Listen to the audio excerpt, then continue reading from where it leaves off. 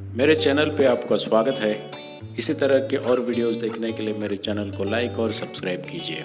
धन्यवाद। पाकिस्तान की कश्मीर कमेटी के चेयरमैन शहरयार खान अफरीदी इन दिनों न्यूयॉर्क की विजिट पर हैं, जहां पर उन्होंने अमेरिका का मजाक उड़ाया कि उनकी सड़कों के ऊपर किस तरह से लोग बैठे हैं और एक सुपर पावर की वो वहां जाके मजाक उड़ाते हैं। वो बात और है कि उनका भी एयरपोर्ट के ऊपर पूरी सिक्योरिटी स्क्रीनिंग हुई। शायद वो बात उन्हें दिल पे लगी और फिर उन्होंने वो वीडियो बनाया। जिस दीन के मानने वाले हैं और जो हमारे रिवायात हैं, चाहे वो बलोच हैं, चाहे वो सिंधी हैं, चाहे वो पंजाबी हैं, चाहे वो महाजिर हैं, चाहे वो सराइकी हैं, चाहे वो पश्तून हैं, चाहे वो हजारीबाग हैं, चाहे वो गिलगित बल्तिस्तानी कश्मीरी, वो अपनी माँ बहनों को इज्जत देते हैं। ये देखिए, ये भी अमेरिका की बेटी है, ये किसी की बेटी है, बहन है, माँ है। देखें, मैनहट्टन है, इंसानियत के, इंसानी हकूक के अलंबरदार। खुदा के लिए अपनी कदरों को पहचानो, अपनी बुनियाद से जुड़ जाओ। ये कोई सियासी स्लोगन्स नहीं है, ये हकीकत है। आंखों से देख के ये वो प्रैक्टिकल चीज है जो कि ऑन ग्राउंड एग्जिस्ट कर रही है। वो जो बड़ी बड़ी बातें करते हैं और बड़ी बड़ी मिसालें देते हैं, वो जो हमें लेक्चर्स देते हैं, आए देखें बेटियों का क्या हाल है, आम वासियों का क्या हाल है। बशानी साहब, हमने ये वीडियो देखा, आप क्या कहेंगे पाकिस्तान के एक सिटिंग मिनिस्टर को बाहर जाकर क्या इस किस्म के काम करने चाहिए? ये काम तो आम कोई यूट्यूबर होता है वो करता है। क्या दुनिया को नहीं पता कि अमेरिका में क्या होता है और क्या नहीं होता?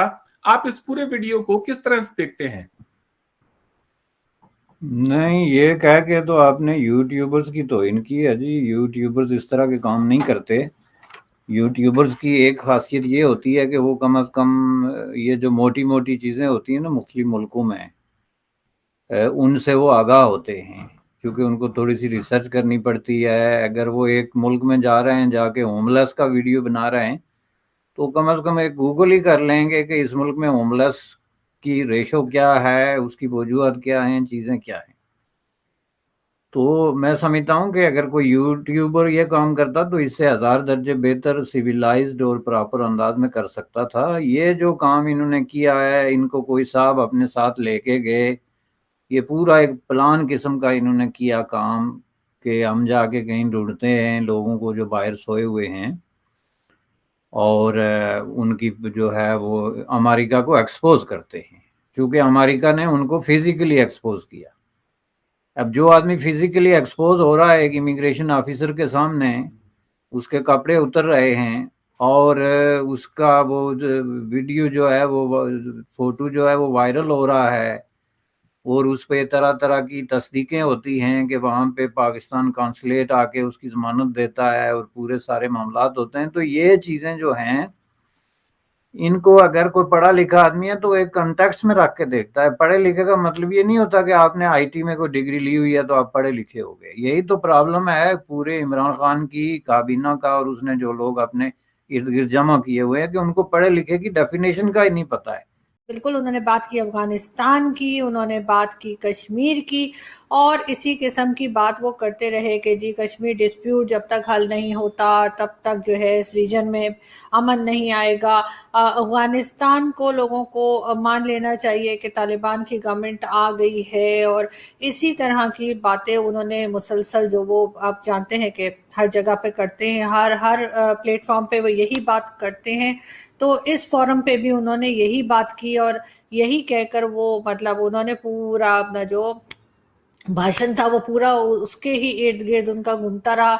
ना उन्होंने इकोनॉमी की बात की कि जी हमें अपने पाकिस्तान अपने इकोनॉमी को स्टेबल करने के लिए क्या काम कर रहा है, ना उन्होंने ये बताया कि हम एजुकेशन में क्या कर रहे हैं और हमें एजुकेशन में अपने जो है वो आगे बढ़ने के लिए क्या करना चाहिए, ना उन्होंने हेल्थ सेक्टर की बात की, ना उन्होंने ये बताया कि हमारे यहाँ जिस तरह से कोविड-19 के केसेस निकलते चले आ रहे हैं तो उसमें हमें वैक्सीन की ज़रूरत है या वैक्सीन की ज़रूरत नहीं है, या हमें किस चीज़ के ऊपर हम फोकस कर रहे हैं, हम पाकिस्तान को प्रोग्रेसिव कैसे बनाएंगे। हम पाकिस्तान में टॉलरेंस लेवल कैसे बढ़ाएंगे जिसमें कि हर मजहब जो है उसकी रिस्पेक्ट की जाए, और जो कहना चाहिए बहुत सारी जो इंटरनेशनली जो लोग हमें कहते हैं, और FATF भी हो गया और कई दूसरी चीज़ें जिसमें पाकिस्तान इस वक्त फंसा हुआ है।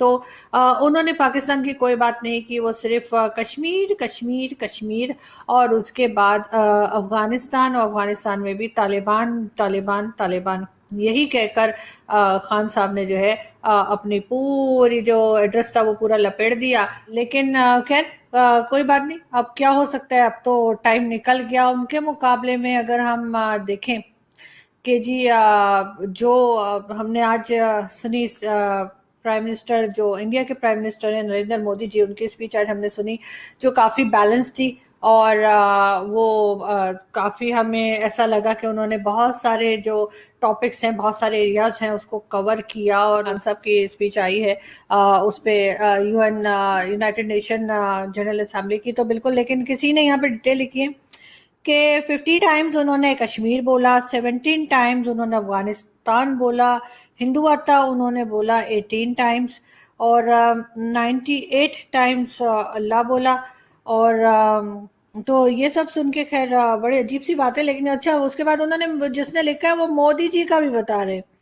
मोदी जी ने जो है वो ग्रोथ बोला 27 टाइम, डेमोक्रेसी बोला 23 times, science 18 times, vaccine 37 times, और गॉड उन्होंने 1 टाइम बोला, इसलिए कि गॉड 1 टाइम बोलना भी काफ़ी होता है। ये खान साहब का मुझे नहीं पता कि उन्होंने जो है वो 98 टाइम्स अल्लाह क्यों बोला, लेकिन ये कि बाकी चीज़ें जो उन्होंने बोली हैं तो मेरा ख्याल है उसी से पता चल रहा है कि उनकी स्पीच जिन लोगों ने नहीं सुनी वो भी समझ सकते हैं कि उनकी स्पीच जो थी वो कश्मीर, अफगानिस्तान, हिंदुत्व और उसी के आस पास घूम रही थी।